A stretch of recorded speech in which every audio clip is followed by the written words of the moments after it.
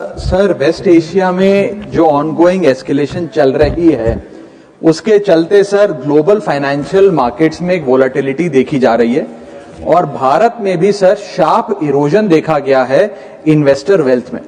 Sir, ये India का crisis नहीं है, इंडिया इस कॉन्फ्लिक्ट का हिस्सा नहीं है, भारत के इकोनॉमिक फंडामेंटल्स अभी भी स्ट्रांग है, लेकिन फिर भी इस जियोपॉलिटिकल ग्लोबल शॉक के चलते हमारी अर्थव्यवस्था और खास तौर पे भारत का बाजार, इंडियन स्टॉक मार्केट को एक शॉक लगा है।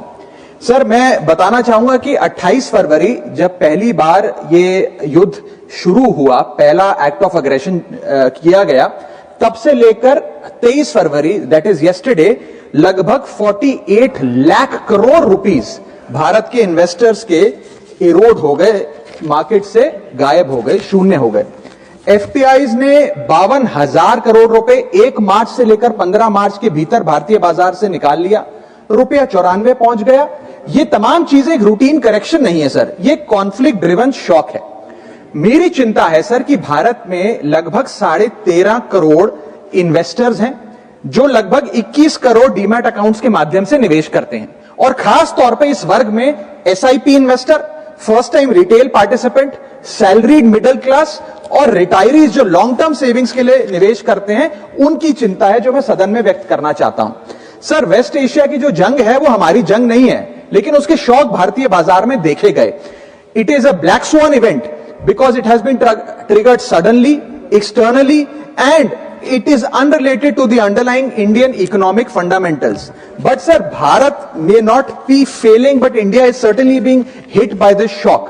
और मेरा सरकार से ये अनुरोध रहेगा that the government, when they encourage citizens to enter the global markets or the capital markets in particular, the government cannot disappear when external shocks hit the household wealth. इसीलिए मैं अनुरोध करता हूं कि कुछ रिलीफ भारत के इन्वेस्टर को सरकार द्वारा दिया जाए। पहला रिलीफ जो हो सकता है सर वो ये है कि रिटेल इन्वेस्टर को टारगेटेड रिलीफ दिया जाए।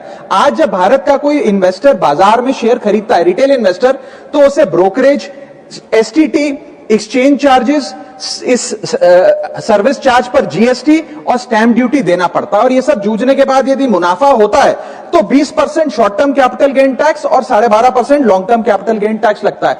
अगर कोई लिमिटेड ट्रांजैक्शन कॉस्ट पे रिलीफ सरकार दे तो इन्वेस्टर सेंटिमेंट बूस्ट हो सकता है। I am not asking for market populism sir, I am asking for targeted investor protection. मेरा दूसरा सुझाव है, अगर time bound STT relief retail investor को दिया जाए, एफएनओ सेक्टर को नहीं। एफएनओ सेक्टर में एसटीटी बढ़ाकर सरकार ने अच्छा काम किया, मैं सराहना करता हूं सरकार की, लेकिन रिटेल इन्वेस्टर के लिए अगर एसटीटी का रिलीफ दिया जाए तो एक इन्वेस्टर कॉन्फिडेंस बूस्ट हमारे बाजारों को मिलेगा, भारत के रिटेल इन्वेस्टर को मिलेगा। मेरा थर्ड सुझाव है सर कि कैपिटल लॉस को कैरी फॉरवर्ड करिए। समाप्त कर रहा हूं sir, I just need half a minute. Extend capital loss carry forwards.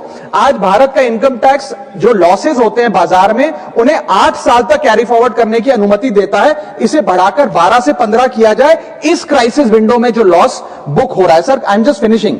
Sir, special crisis period tax treatment, one time relaxation for retail taxpayer for this notified stress period. And sir, finally my suggestion is कि low friction rebalancing अगर portfolio में mutual fund investor करता है, मान लीजिए वो equity से date fund की ओर जाना चाहता है इस सेबी नोटिफाइड स्ट्रेस पीरियड में, तो उसे इसकी अनुमति मिलनी चाहिए with very limited expense ratio. And lastly, the government must emphasise on strong public communication.